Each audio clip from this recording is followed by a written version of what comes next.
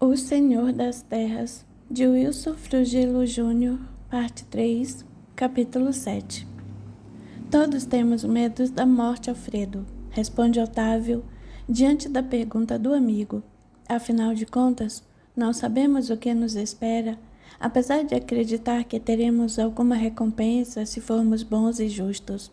Foi o que Padre Walter me disse, mas não sei. Tenho muitas dúvidas a respeito. Na verdade, também nunca me preocupei muito com isso. E você pretende ir procurar aquele médium? O padre Walter telefonou para ele e combinou que eu estaria lá amanhã, às 3 horas da tarde. O que você acha? Olha, Alfredo, acho que temos que tentar tudo o que for possível. Além do mais, o padre Walter o conhece e sua mãe foi curada por ele. Penso que o mais importante nesta hora é termos fé. Eu irei sim. Na verdade, não tenho nada a perder, só tenho receio de iludir-me. Sabe, Otávio, sinto muito medo, principalmente do tempo. Sinto-me cada vez mais impotente a cada minuto que passa. Parece que minha vida está na dependência dos ponteiros de um relógio. Inclusive, passei a detestá-los. E estou com outro problema muito grave também que não me sai da cabeça. O que é, Alfredo? Sinto muita pena de minha família, de minha esposa e de meus filhos. Como reagirão? Sei que não conseguirei esconder esta minha doença por muito tempo. Não sei se você já pôde perceber, mas o timbre de minha voz já começou a modificar-se. Percebi sim, não vou negar, mas não se desespere, Alfredo. Não sei porquê, mas sinto muita esperança nessa visita de amanhã. Como já lhe disse, tenho muito medo de iludir-me. Eu entendo.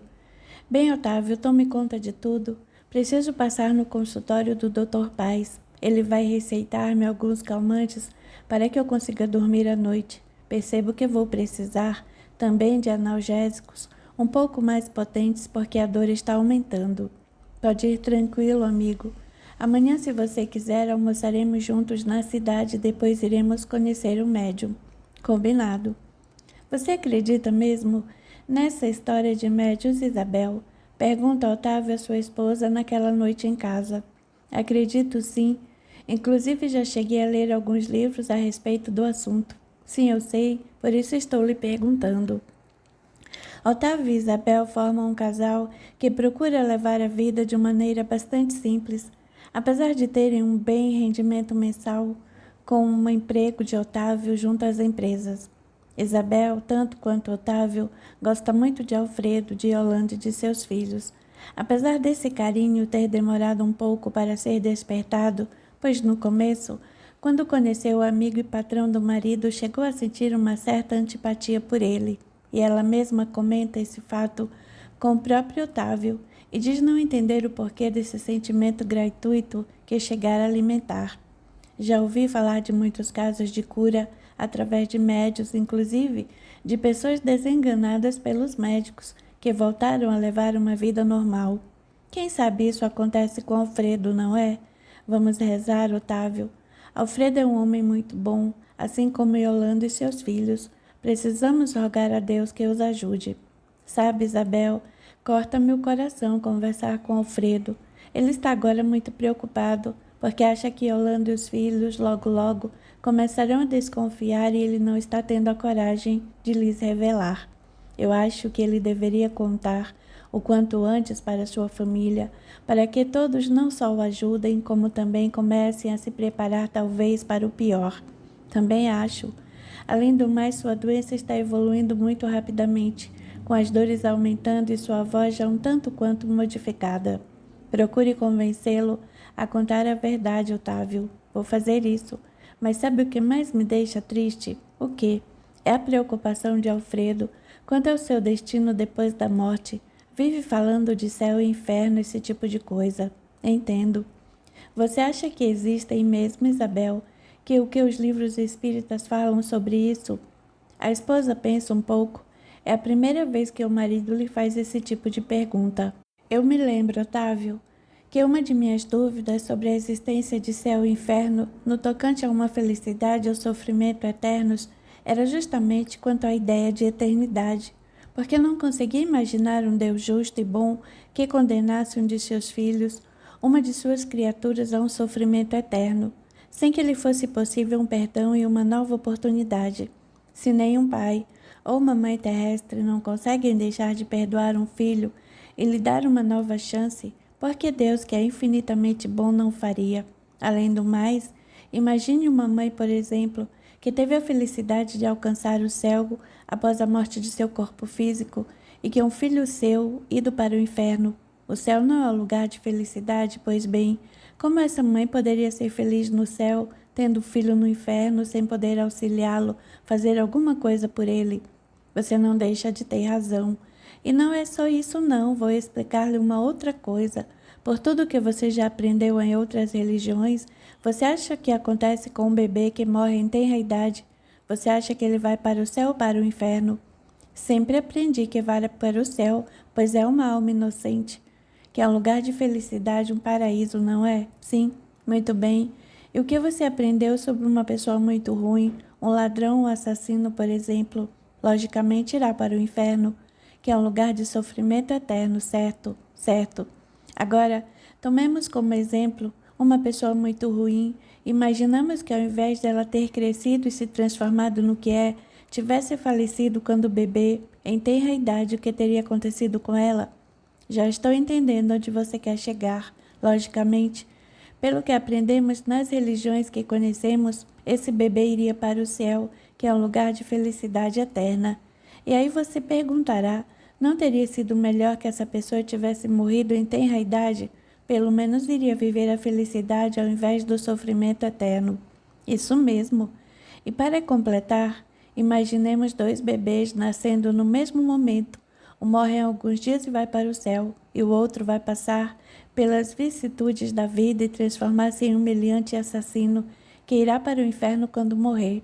Onde está a justiça de Deus nisso? Com que critério ele distribuiu a felicidade e o sofrimento eternos?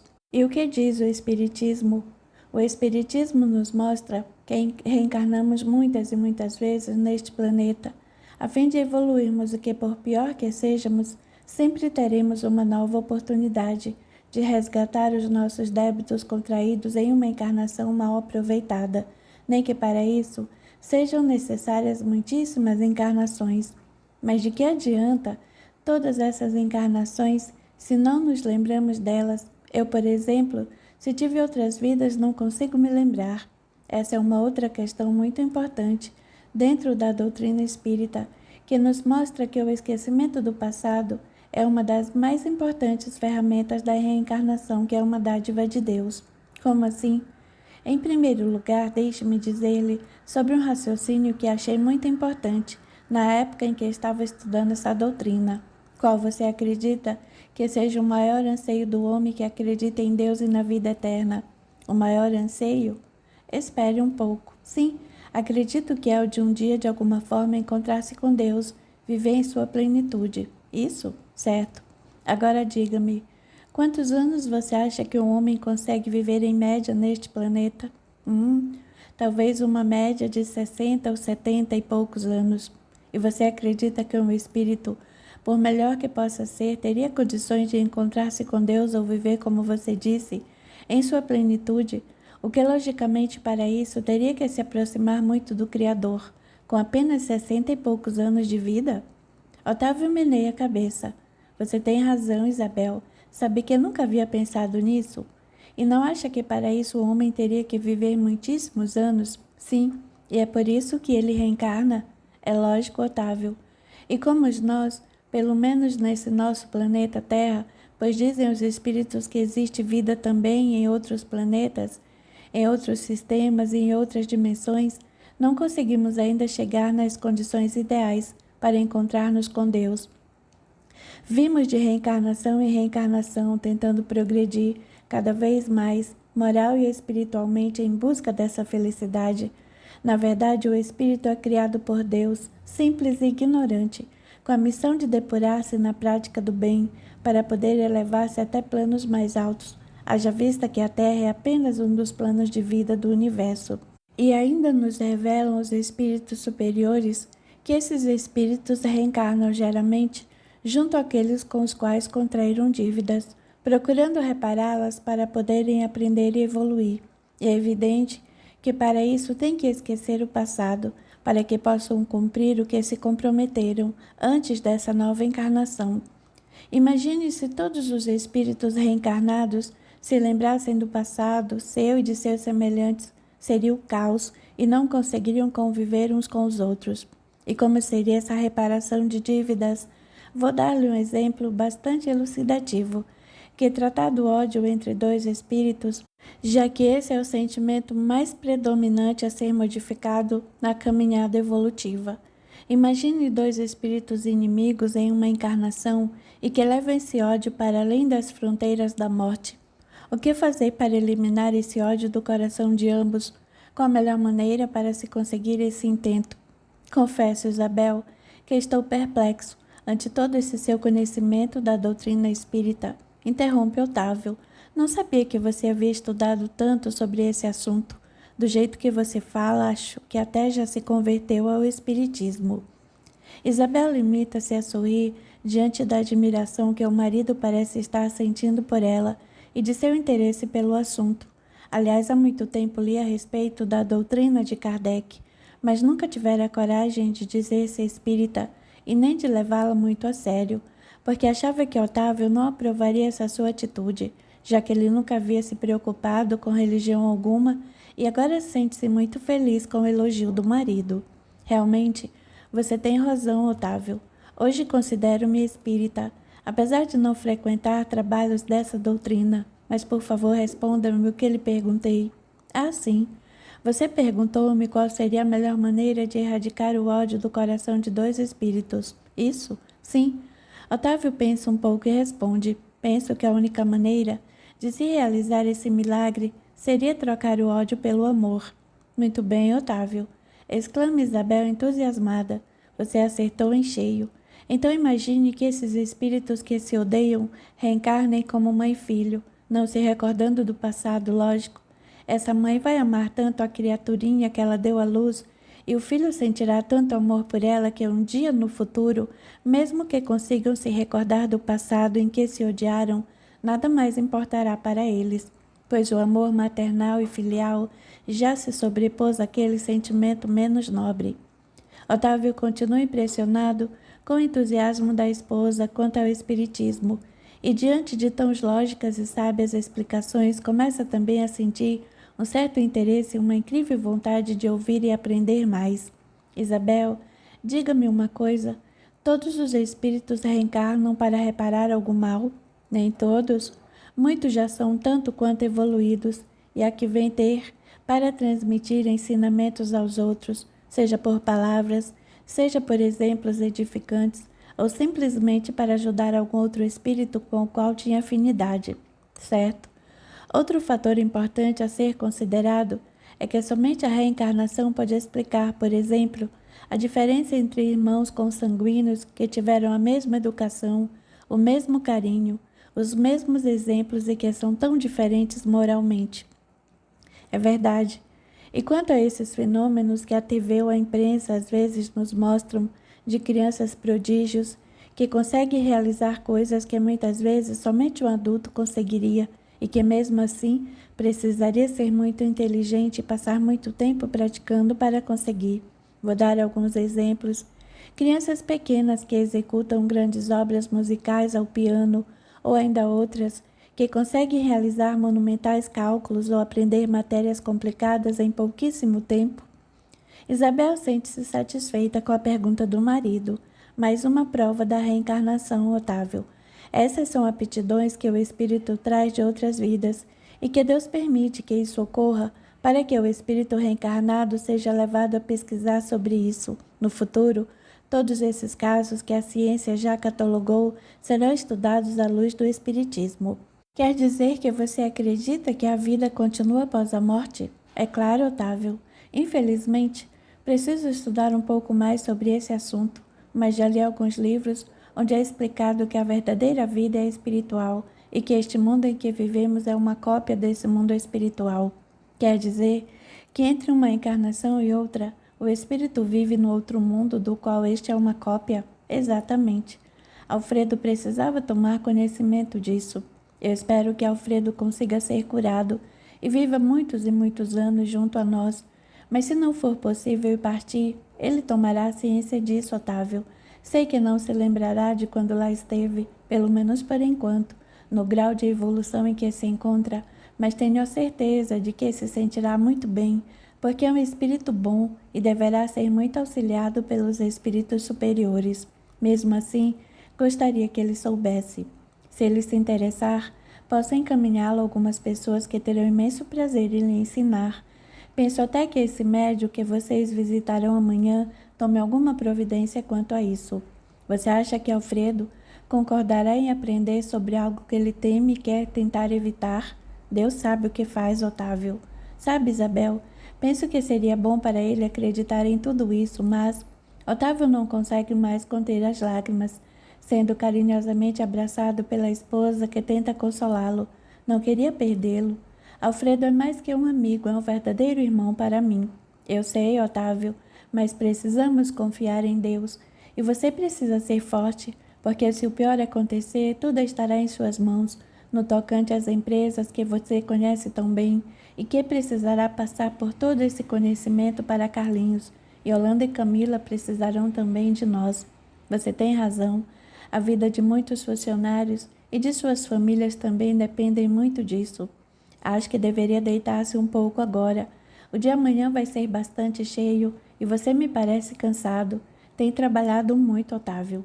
Nesse momento, o telefone toca e Isabel atende a Yolanda. Como vai, Yolanda? Responde Isabel, disfarçando a emoção de conversar com a amiga, pelo fato de conhecer o grave problema de seu marido. Não estou muito bem, não.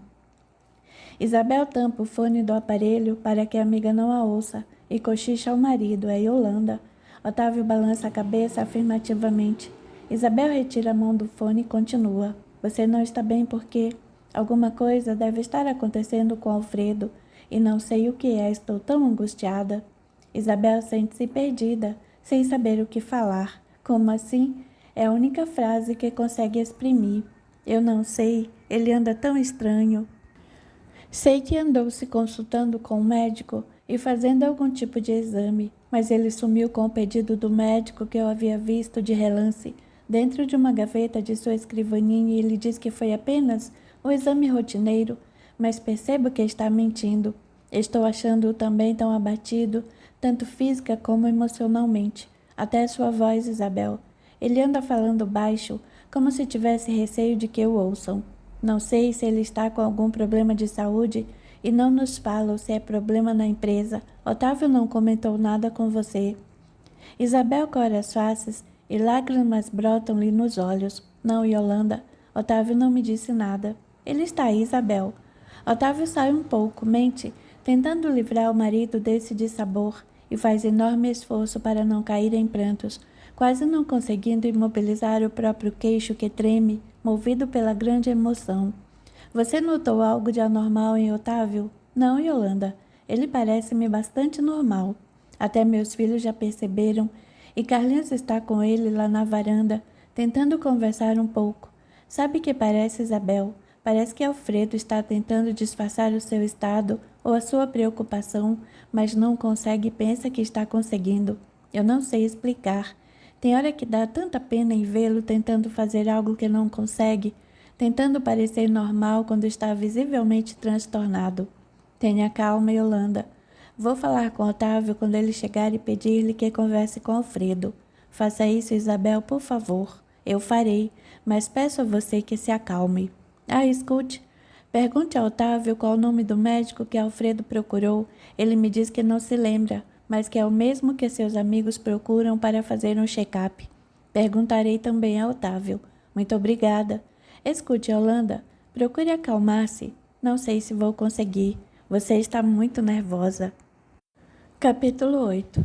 Estou muito nervosa e com muito medo, senhor. Responde Lolly ao conselheiro Ottar, que ao encontrar a mulher no povoado, no dia seguinte ao episódio da igreja, consegue convencê-la a acompanhá-lo até o castelo, onde a leva para conhecer algumas das melhores dependências da fortaleza, a fim de impressioná-la com o luxo e a fartura daquele reduto. Sabe, Lolly? Dirige-se a ela, passando-lhe as costas da mão direita pelo seu rosto, Você é realmente muito bonita. E já lhe disse isso, não? Por favor, pede a mulher envergonhada e com receio, pois não sabe o que poderá lhe acontecer se Cláudia souber que ela esteve no castelo. De que você tem medo? E por que está tão nervosa? Estou querendo ajudá-la e por isso a trouxe até aqui, para podermos conversar sem que ninguém nos veja. Mas fale, de que tanto tem medo? Do futuro. E por que? Cláudia a maltrata por acaso ou... Não, não, senhor. Cláudia é muito bom para mim É que? Insiste Otter. Tenho ouvido falar umas coisas. Que coisas, Lolly? Pode confiar em mim. Estou do lado de Cláudia e você sabe disso, pois ouviu nossa conversa no dia em que estive lá. A mulher sente-se constrangida ao ser recordado o fato de ter estado escutando por detrás da porta, mas sente um alívio em perceber que Otter está de seu lado. Não sei. As pessoas estão falando que se Cláudia não der o colar sagrado e não revelar o segredo da muscária ao Sr. Alpheus, ele irá prendê-lo e executá-lo.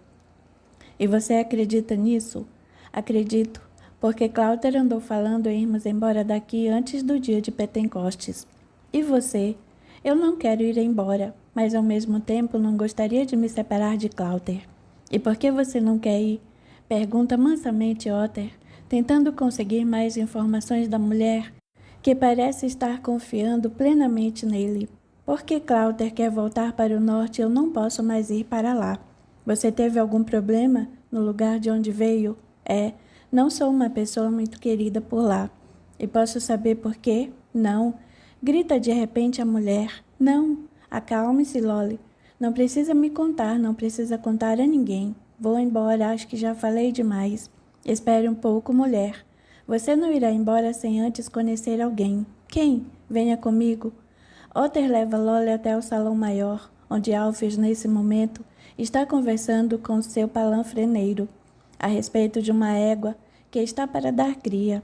Quando Alpheus vê a mulher, seus olhos movimentam-se entre ela e Otter, que, percebendo seu interesse este que já imaginara, pois conhecia de sobra os gostos de Alpheus, sorri-lhe movimentando a cabeça em sinal já conhecido.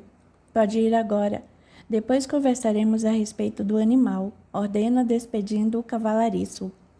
Meu senhor, quero apresentar-lhe Lolly, uma de suas súditas, e quem sabe talvez a mais nova moradora do castelo. Os olhos de Alpheus acendem-se cada vez mais diante da beleza de Lolly, observando atentamente, como se estivesse examinando um de seus animais de raça. Lolly sente o interesse e deslumbra-se com a altivez de Alpheus, que somente vira uma única vez, e com a beleza do ambiente bem diferente do que habita com Cláudia. Sinto-me encantado com presença tão deslumbrante, mas a que devo a honra da sua visita? Lolly olha para Otter como a pedir ajuda, pois não sabe o que fazer nem o que falar.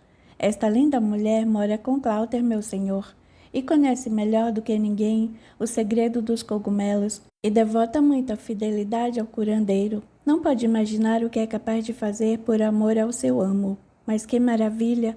Fico muito honrado em conhecê-la, pois admiro muitíssimo as pessoas que sabem honrar seus senhores. A senhora deve gostar muito de Cláudia, não? Lolly olha novamente para Otter. Pode responder, Lolly. Pode conversar com ele.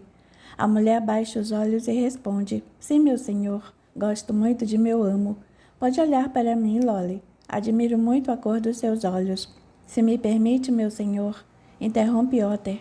Esta mulher estava me dizendo que está muito infeliz porque ouviu dizer que o meu senhor mandará prender Cláudia e executá-lo. Oh, meu Deus, não fique assim tão preocupada, bela criatura. Lolly então arrisca. Quer dizer que não é verdade o que estão falando, que meu amo não precisa mais fugir antes do dia da Pentecostes? Alpheus olha para Otter, dá um ligeiro sorriso e responde. Bem, digamos que é uma verdade que pode ser modificada. Como assim? Pergunta Lolly, bastante interessada. Otter fecha a porta e diga ao guarda que não queremos ser incomodados. Sim, chegue mais perto, mulher. Lolly obedece. Sente-se aí e escute-me com atenção, ordena Alpheus, indicando-lhe uma grande almofada bem próxima aos seus pés do banco onde está sentado. Eu sou o senhor absoluto de toda esta região.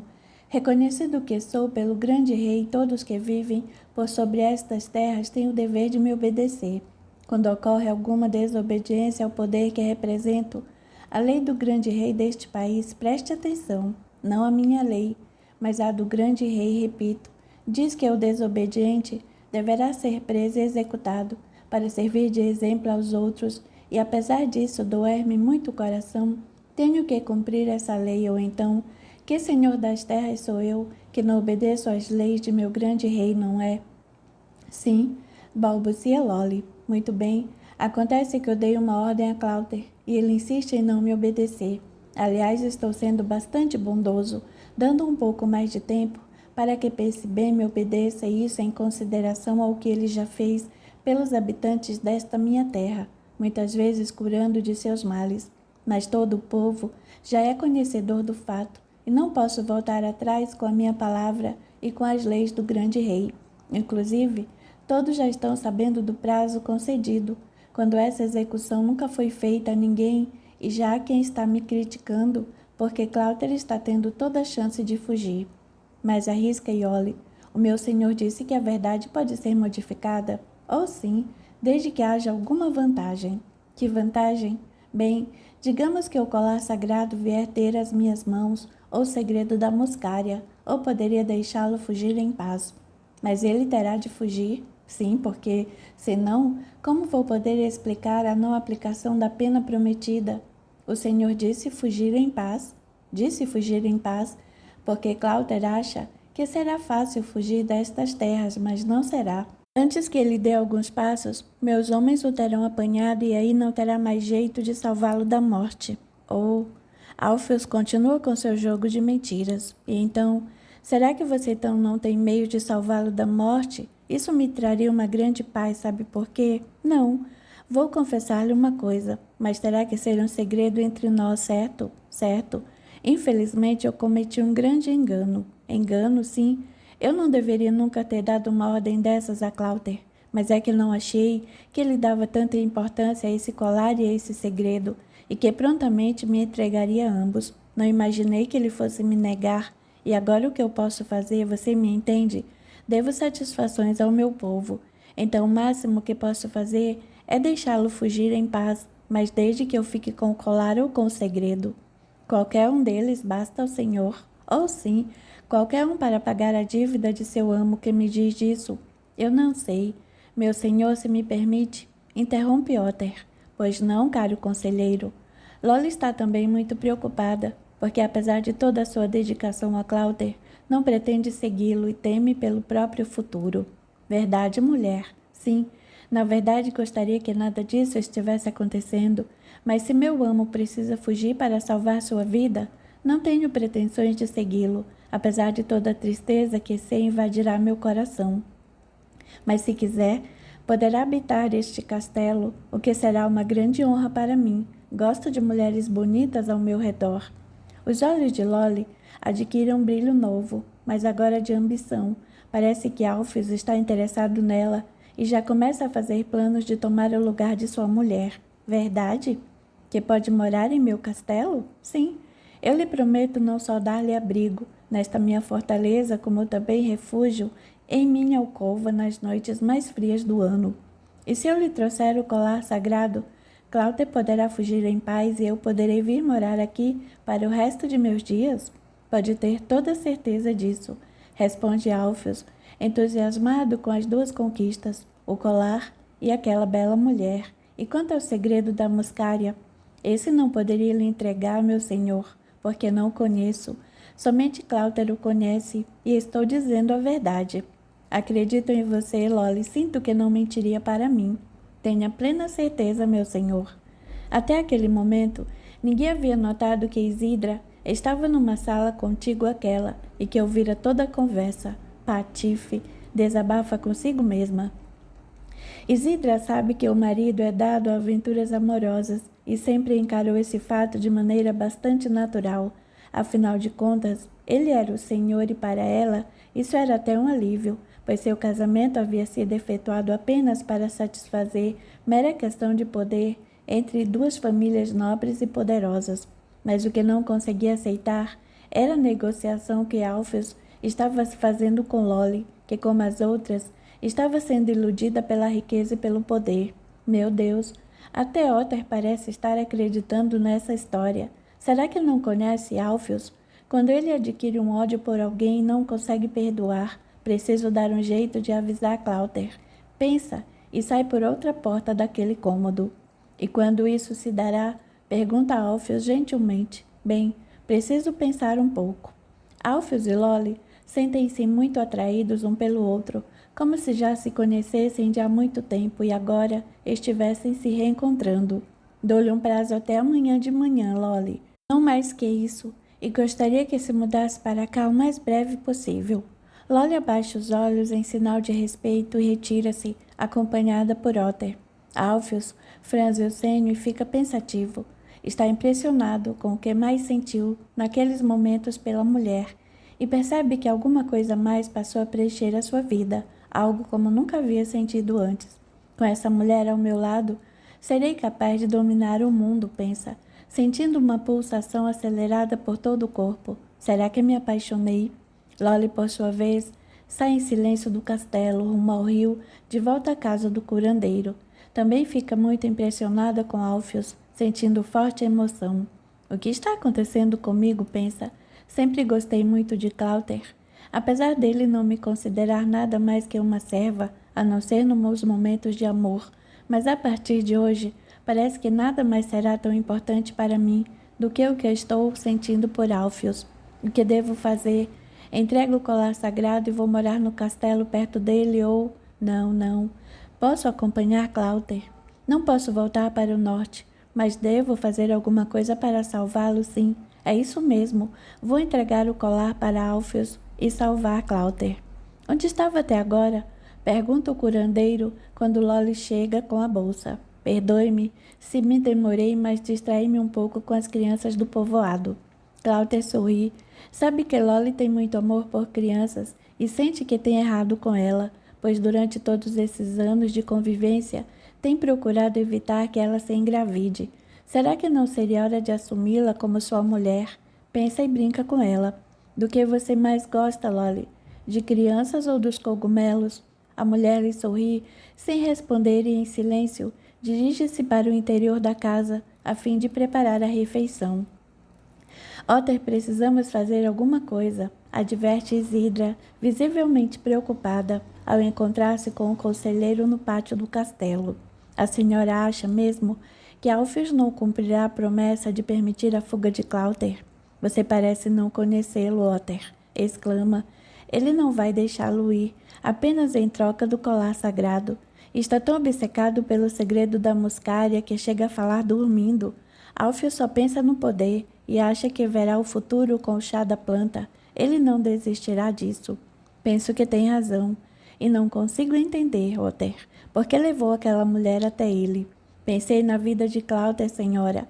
Achei que Lolly talvez soubesse onde está escondido o colar e que se Alpheus a convencesse, como acredito que o fez, estaria salvando o curandeiro. Mas agora estou percebendo que errei. Errou sim. Errou muito, inclusive, quanto àquela mulher. Você percebeu o interesse de Alpheus por ela? Como de outras vezes, a senhora sabe. Não, Otter. Não como das outras vezes. Sou mulher. Tenho uma visão mais dilatada sobre isso. Percebi que Alpheus ficou impressionado demais com ela e isso foi recíproco. Será? Tenho certeza e percebo, inclusive, que estou correndo perigo por causa disso. Não faça essa cara de espanto, meu amigo. A intuição de uma mulher nesses casos não costuma falhar. Alpheus vai acabar pretendendo tirar-me de seu caminho. Ele quer aquela mulher para sua companheira. Otter fica fora de si, pois não permitirei que ele toque num só fio de cabelo da senhora. Sou capaz de matá-lo se o fizer. Isidra espanta-se com a reação do conselheiro e percebe desespero nos olhos dele. Meu Deus, pensa, nunca havia imaginado que Otter tivesse tamanha dedicação por mim. Fique tranquila, minha senhora. Nada de mal lhe acontecerá, eu prometo. Agora precisamos dar um jeito de avisar Clouther. E como? Não posso ir até lá? Se Alpheus souber que conversei com o curandeiro, estarei condenado também. Eu irei. A senhora não pode correr esse risco. Nada receie, meu amigo. Irei como se estivesse à procura de algum remédio. Alpheus não desconfiará. Vai correr o risco? Não posso permitir que o homem que evitou que o meu filho ficasse cego seja executado pelo meu marido. Otter admira-se com a coragem da mulher e de sua fidelidade a Cláuter. Mandarei um de meus homens de confiança acompanhá-la. Não será preciso, Otter. Irei sozinha. De qualquer maneira, procurarei estar por perto quando irá, hoje à noite, quando Alpheus estiver dormindo. E como passará pelos portões? Com a sua ajuda, Otter. Posso contar com você? Capítulo 9. Você sabe que pode contar comigo, Alfredo. Responde Otávio ao amigo durante o almoço no dia seguinte. Alfredo escolheu um local próximo ao endereço que o padre Walter lhe dera. O restaurante em que se encontram é bem espaçoso e procuram uma mesa afastada na porta de entrada, a fim de poderem conversar com mais privacidade. Pedem pouca comida e assim mesmo apenas lambiscam, pois a intenção daquele almoço é o de poderem conversar a sós antes de dirigirem-se ao centro espírita de Cláudio. Agradeço muito as suas explicações sobre espiritismo, Otávio.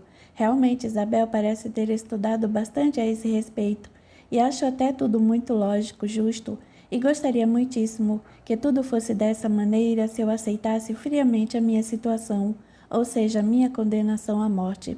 Acontece que não consigo aceitar esse destino tão próximo. Não quero abandonar minha esposa e meus filhos. Eles precisam de mim, Otávio, entende? Entendo, Alfredo. Tenho certeza de que se fosse comigo talvez estivesse da mesma maneira, mas sei o que gostaria de dizer-me. O que, na verdade, você deve estar pensando. Já que o desenlace é inevitável, por que o Alfredo não procura pelo menos saber como é ao lado de lá, não é? Absolutamente, meu amigo. Acho que você deva fazer o que está disposto neste momento, procurar uma cura para o seu mal físico, e é o que iremos fazer de agora em diante. Iremos tentar com o médico que o padre Walter indicou e continuaremos nessa busca até encontrar uma maneira de curá-lo. Ou então expirar o prazo. Não pense assim, Alfredo.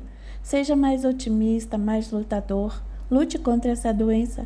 Se você se entregar, será pior. Vamos lutar, meu amigo. Alfredo meneia vagarosamente a cabeça, como que acatando o que Otávio está dizendo, mas não consegue disfarçar o desânimo que lhe toma conta. Sabe o que é, Otávio? Se eu não estivesse sentindo nada, teria bastante força para lutar, bravamente com esperanças, mas acontece que as dores estão aumentando. Minha voz está cada dia mais problemática, mais fraca, e não vai ser fácil esconder, por muito mais tempo, de Yolanda e de meus filhos. Pois eu acho que você devia contar-lhes a verdade. Já pensei nisso e até já tentei, mas na hora faltou-me a coragem. Entendo. Apesar de que mais dia menos dia terei que falar-lhes.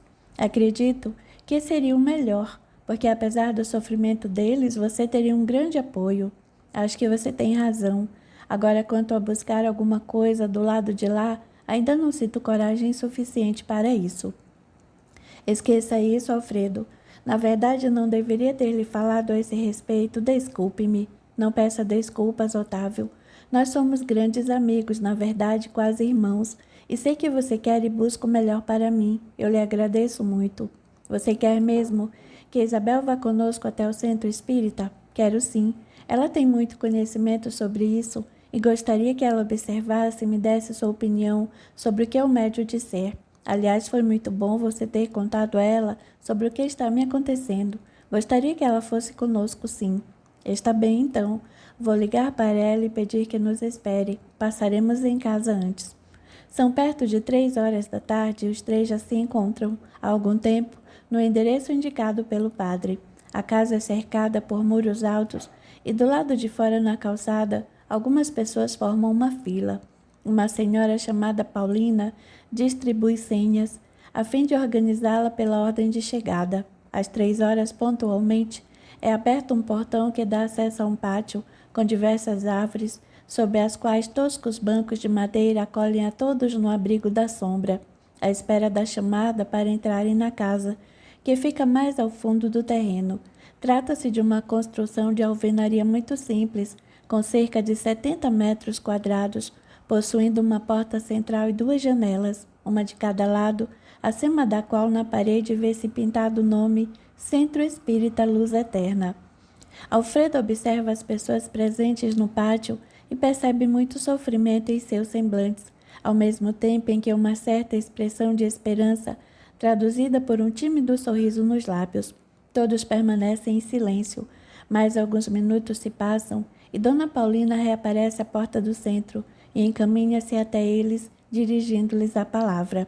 Meus irmãos, quero externar a todos as boas-vindas a este local de meditação e prece, e como tal peço que procurem manter-se em oração, a fim de criarem em torno deste ambiente de si próprios uma aura de muito otimismo e principalmente de fé em Jesus, nosso Mestre, e em Deus, nosso Criador. Devo adiantar-lhes que essas vibrações em muito ajudarão os amigos espirituais aqui presentes no trabalho de preparação para o apoio aos doentes e necessitados. Nessa oração, procurem colocar todos os seus mais puros sentimentos numa simples e franca conversa com Jesus. Será agora ligada uma música suave através desses alto-falantes localizados nos galhos das árvores para auxiliá-los nessa meditação. Gostaria também de aconselhá-los a ler boas obras espíritas para que possam compreender a razão da vida, o porquê das coisas. Isso em muitos ajudará daqui para frente na resolução de seus problemas mais íntimos e físicos. Recomendamos inicialmente a leitura das obras básicas de Allan Kardec, especialmente o Evangelho segundo o Espiritismo e o Livro dos Espíritos. Felizmente, almas bondosas nos fazem doações desses livros e por isso temos condições de distribuí-los graciosamente a todos, mas se porventura alguns de vocês tiverem condições de adquiri-los, pedimos para que o façam em livrarias da cidade e nos doem, a fim de podermos repassar a outros irmãos que não têm condições financeiras para isso. Dona Paulina faz pequena pausa e continua. O médium Cláudio está em oração, preparando-se e logo estará atendendo a todos.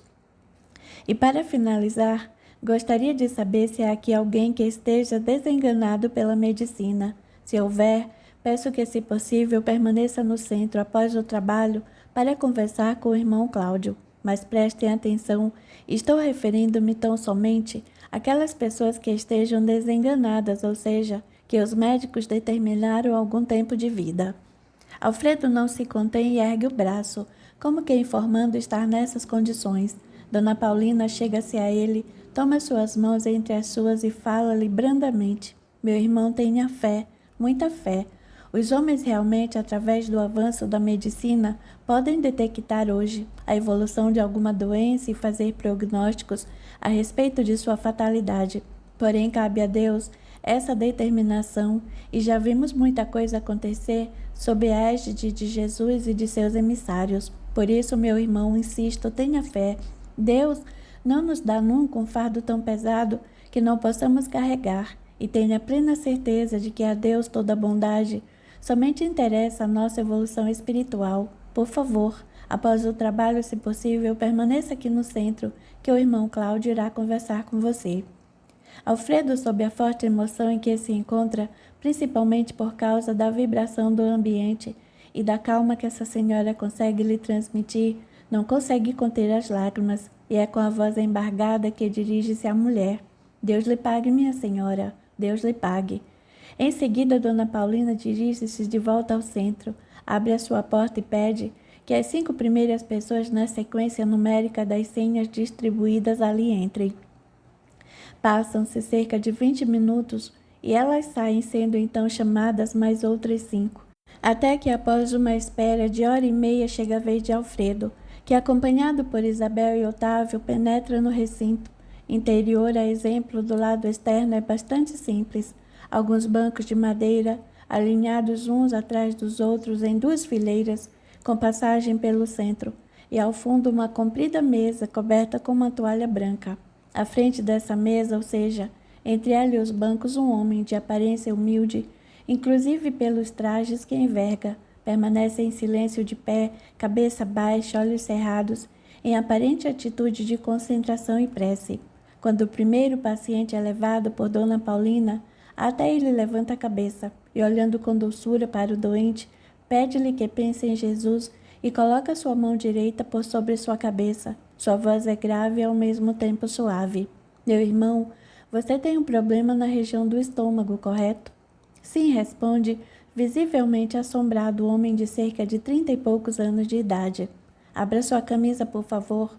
O doente obedece e o médico coloca agora sua mão esquerda sobre sua fronte e a direita, espalmada no abdômen.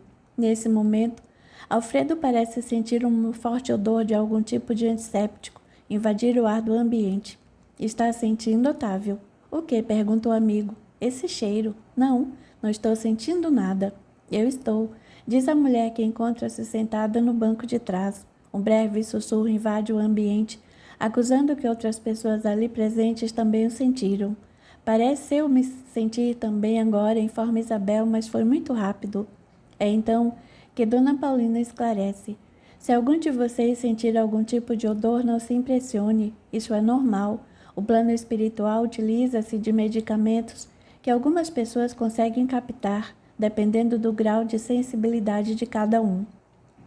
Em seguida, o médium despede o paciente, entregando-lhe um frasco com líquido, parecendo um chá, e dá-lhe algumas recomendações de como tomar o remédio, pedindo-lhe para voltar na semana que vem a fim de continuar o tratamento. Algum tempo se passa e, após atender outros 3 pacientes, Alfredo, que até aquele momento não conseguira tirar os olhos do médium, como se estivesse hipnotizado pela sua pessoa, é chamado à sua frente e quase tem um desfalecimento quando o encara mais de perto.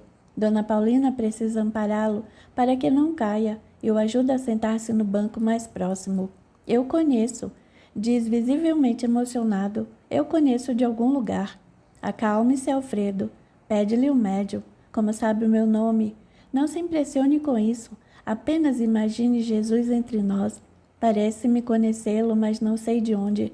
Cláudio dirige-lhe um sorriso e pede-lhe novamente. Tenha calma.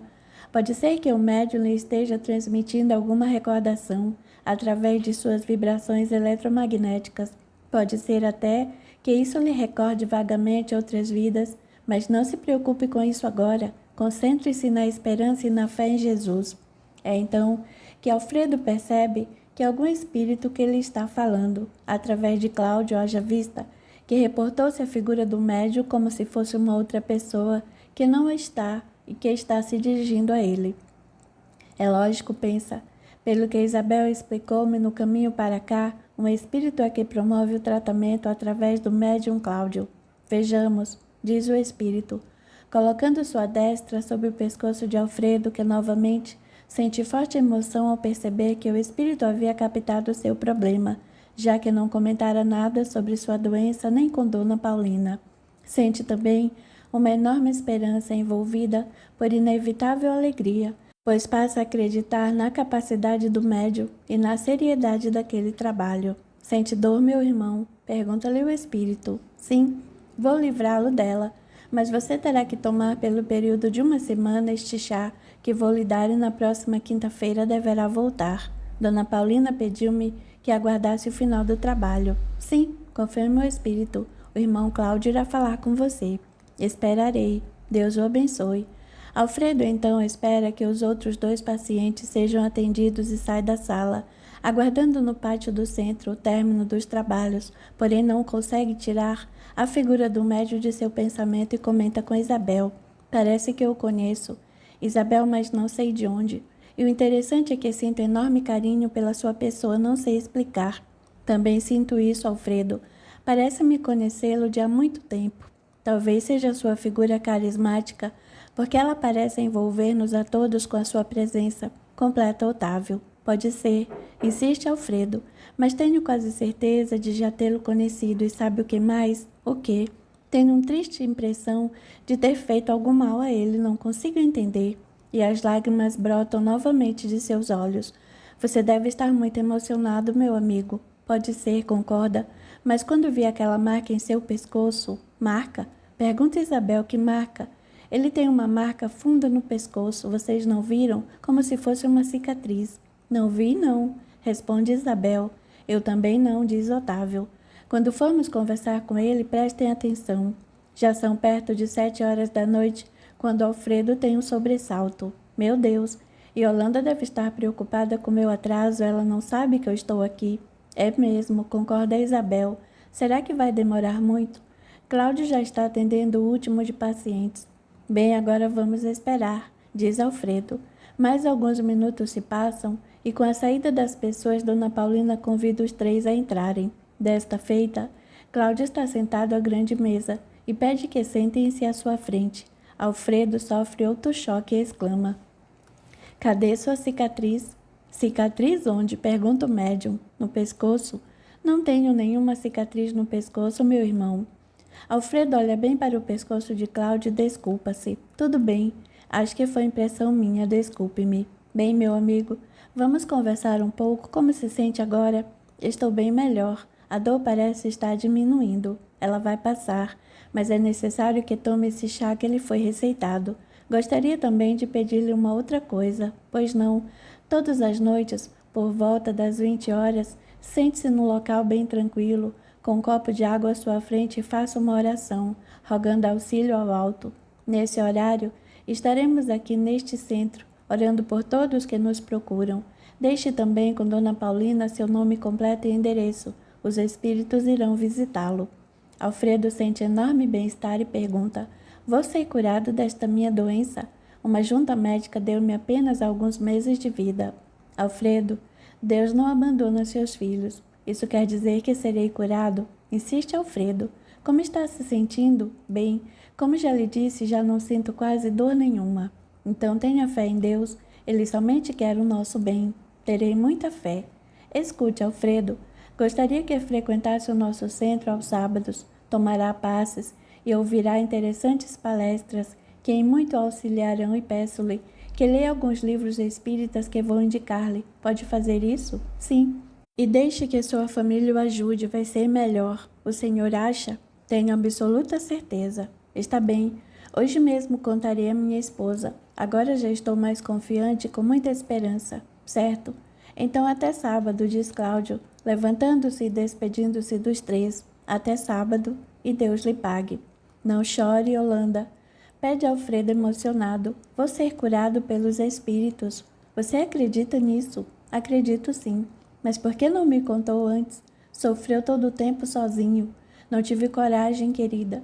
Somente hoje consegui porque tenho a esperança de ser curado e porque Cláudio aconselhou-me a contar tudo a vocês. Pois fez bem, concorda Yolanda abraçando o marido. Você precisava ver que coisa impressionante, Yolanda. O espírito chamou-me pelo nome e foi direto à minha garganta. E a dor passou mesmo, Alfredo. Não estou sentindo mais nada. Até minha voz melhorou um pouco, não acha? Melhorou sim. Quero ir com você no sábado. Preciso conhecer esse homem que está curando você. Iremos juntos.